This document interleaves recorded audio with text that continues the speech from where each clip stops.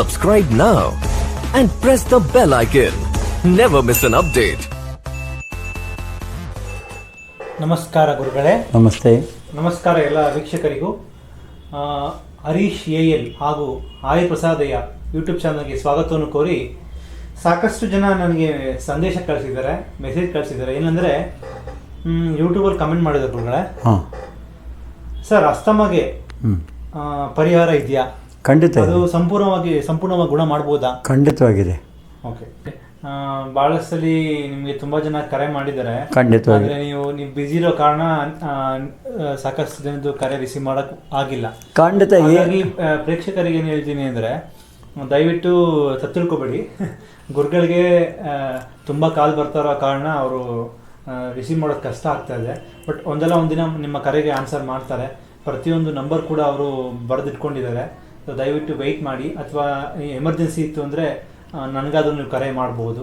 ತಿಳಿಸ್ಕೊಡಿ ಗುರುಗಳೇ. ಹೇಗೆ ಅಂತ ಹೇಳ್ತೀರಾ? ಮೊದಲೇ ಸರಳವಾಗಿರ್ತಕ್ಕಂಥದ್ದು ಹರಿತೆಕ್ಕೆ ಅಂತ ಹೇಳ್ತೀವಿ ಸಂಸ್ಕೃತದಲ್ಲಿ, ಕನ್ನಡದಲ್ಲಿ ಅಳಲೆಕಾಯಿ ಅಂತ ಹೇಳ್ತೀವಿ. ಹಿಂದೆಲ್ಲ ಅಳಲೆಕಾಯಿ ಪಂಡಿತ ಅಂತಿದ್ವಿ. ಅಳಲೆಕಾಯಿ ಪಂಡಿತ ಅಂದರೆ ಒಂದು 20 ರೋಗಗಳನ್ನು ಗುಣ ಮಾಡುವಂಥ ದಿವ್ಯ ಔಷಧಿ ಅದು. ಅದಕ್ಕೆ ಬೇಕಾದ ಅನುಪಾನಗಳನ್ನು ಜೋಡಿಸ್ಕೊಂಡ್ರೆ ಒಂದೇ ಅಳಲೆಕಾಯಿಂದ 20 ರೋಗಗಳನ್ನ ಗುಣ ಮಾಡ್ತಿದ್ರು. ಈಗೂ ಅಂಥದ್ದೊಂದು ಐತಿ, ಜಾಣ್ತಾನೆ ಇಲ್ಲ ಅಂತಲ್ಲ. ವೆರಿ ಸಿಂಪಲಿಂದ ಸ್ವಲ್ಪ ಟಫ್ ಕಡೆಗೆ ಹೋಗೋಣ. ಮೊದಲನೇದಾಗಿ ಅಳಲೆಕಾಯಿ ಪುಡಿಯನ್ನು ಸಿಗ್ತದೆ ಅಂಗಡಿಗಳಲ್ಲಿ, ಒಳ್ಳೆ ಕಂಪ್ನಿದಿದ್ದರೆ ಸರಿ. ನೀವೇ ಅಳಲೆಕಾಯನ್ನು ಜಜ್ಜಿ ಪುಡಿ ಮಾಡಿ 3/4 ಟೀ ಸ್ಪೂನ್ ಅಷ್ಟು ಅಳಲೆಕಾಯಿ, ಜ್ಯೇಷ್ಠ ಮಧು ಅಂತ ಹೇಳಿ, ಇದು ನಮ್ಮಲ್ಲಿ ಬೆಳೆಯೋದಲ್ಲ, ಉತ್ತರ ಕಡೆ ಬೆಳೆಯುವಂಥದ್ದು. ರನ್ನರ್ ಬೇರಿನಿಂದ ತೆಗೆದಂಥ ಪುಡಿಯನ್ನು ಮಾಡಿರ್ತಾರೆ. ಅಥವಾ ಅದಕ್ಕೆ ಕಡ್ಡಿ ಕೂಡ ಸಿಗ್ತದೆ, ಇದ್ರದ್ದು ಬೇರಿನ ಕಡ್ಡಿ.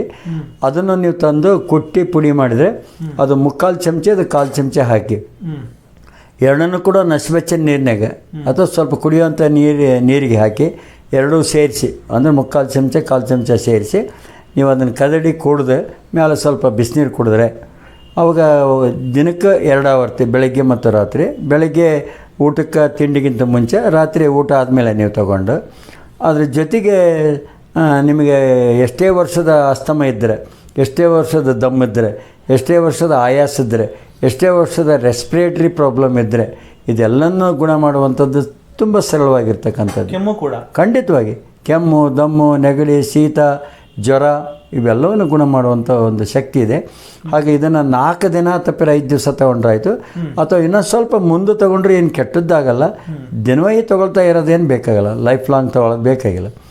ನೀವು ಒಂದು 3-4 ದಿವಸಕ್ಕೆ ನಿಂತ್ಕೊಂಡ್ರೆ ನಿಲ್ಲಿಸ್ಬೋದು. ಇದಕ್ಕೇನು ನಾವು ಮತ್ತೊಮ್ಮೆ ಬರ್ದಂಗೆ ನೋಡ್ಕೋಬೇಕಂದ್ರೆ, ರಾತ್ರಿ ಹೊತ್ತು ಮಜ್ಜಿಗೆ, ಮೊಸರು, ಬೆಣ್ಣೆ ಅಥವಾ ಹಾಲು ಇವನ್ನ ಬಳಕೆ ಮಾಡಬಾರ್ದು. ಸೂರ್ಯ ಮುಳುಗಿದ ಮೇಲೆ ಇವೆಲ್ಲ ವಿಷ ಆಗ್ತವೆ, ನಮ್ಮ ರೆಸ್ಪಿರೇಟರಿ ಪ್ರಾಬ್ಲಮ್ ಬರ್ತದೆ.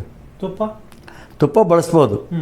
ತುಪ್ಪ ಅದು ಸಪ್ರೇಟ್ ಅದರದ್ದು ಸ್ಟ್ರೆಂಗ್ತೇ ಬೇರೆ ಇರ್ತದೆ, ಅದನ್ನು ಬಳಸ್ಬೋದು. ಈಗ ತುಪ್ಪವನ್ನು ಬಳಸಿದ್ರೆ ನಮಗೆ ಅಸ್ತಮ ಬರ್ತೈತಿ, ದಮ್ ಬರ್ತೈತಿ ಅಂತ ಕೆಲವರು ಇರ್ತಲ್ಲ, ಅದು ಖಂಡಿತವಾಗಿಲ್ಲ. ಹಾಗೇನಾದ್ರು ತುಪ್ಪವನ್ನು ಫ್ರೆಶ್ಶಾಗಿ ಕಾಸಿದಾಗ ನಾವು ಅದಕ್ಕೊಂದು 2-3 ಹನಿ ನೀರು ಹಾಕ್ಕೊಂಡು ಉಂಡ್ರೂ ಅಡ್ಡಿಲ್ಲ ಊಟಕ್ಕೆ.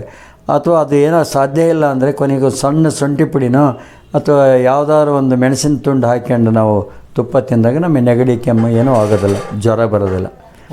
ಒಂದು ಇದನ್ನು ನೀವು ರಾತ್ರಿ ಹೊತ್ತಿನಾಗ, ಇದನ್ನು ಔಷಧಿ ತೊಗೊಳ್ಳೋ ಹೊತ್ತಿನಾಗ ನೀವು ನೀಲಗಿರಿ ತೈಲ ಅಂತ ಸಿಗ್ತದೆ, ಅದರ ಹವಾ ತೊಗೊಂಡ್ರೆ, ನೀವು ಕುದಿಯೋ ನೀರಿಗೆ ಹಾಕಿ ಅದರದ್ದೊಂದು 4-8 ಹನಿ ಹಾಕ್ಕೊಂಡು ನೀವು ಹವಾ ತೊಗೊಂಡ್ರೆ, ಅದರ ಉಸಿರಾಟ ಮಾಡಿದರೆ ನಿಮಗೆ ಯಾವತ್ತೂ ಕೂಡ ಬರಲ್ಲ. 4-8 ದಿನ ಮಾಡ್ಕೊಂಡ್ರೆ ಲೈಫ್ ಲಾಂಗ್ ನೀವು ಅಸ್ತಮದಿಂದ ದೂರ ಇರಬಹುದು. ಇದು ಬಿಟ್ಟರೆ ಇದೊಂದೇ ಮೆಡಿಸನ್. ಇದ್ರ ಜೊತೆಗೇನು ರೆಡಿಮೇಡ್ ಅದಾವೆ, ಸಿದ್ಧಕಲ್ಪಂ, ಕಾಸಸುಧಾಕಲ್ಪಂ ಅಂತ. ಕಾಸ ಸುಧಾಕಲ್ಪಂ, ಸಿದ್ಧ ಸುಧಾಕಲ್ಪಂ ಅಂತಂದು ಹೇಳಿ ಔಷಧಿಗಳು. ಶ್ವಾಸದಂದರೆ ಶ್ವಾಸ ಸುಧಾಕಲ್ಪಂ ಅಂತ ಇದೆ, ಅದು ಬರುತ್ತಾ? ಖಂಡಿತವಾಗಿ ಬರ್ತದೆ. ಅದು ಕೂಡ ನೀವು ಅದ್ರ ಮೇಲೆ ಲೇಬಲ್ನೇ ಹಾಕಿರ್ತಾರೆ.